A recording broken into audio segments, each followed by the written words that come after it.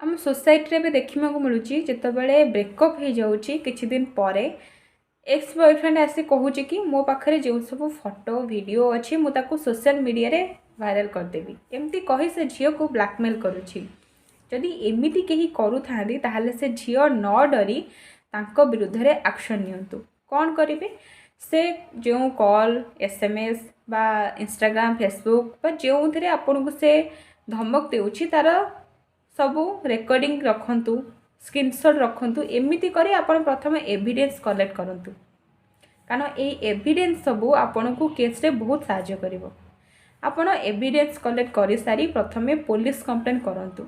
जदि आपण police complain करबा को चाहू नाहंती ताहले आपण डिस्ट्रिक्ट कोर्ट नले हाई कोर्ट रे मध्य कंप्लेन दे परिबे। जदि प्रूव हो गला ताहले से जो ब्लैकमेल करुथिबा पुओ को भारतीय न्याय संहिता सेक्शन 351 अनुसार 3 ରୁ 7 वर्ष पर्यंत जेल दंड हो पारे। लास्ट को एतिके कहबी जे जदि किए एमिति करूथा ताहले एथिरु निजको दूरेई रख कारण कहार पर्सनल फोटो व वीडियो वायरल करबा गोटे दंडनीय अपराध। जदि आपको वीडियो भल लगी थाए ताहले निश्चय सब्सक्राइब करंतु लाइक करंतु आ बहुत मात्रा रे शेयर करंतु।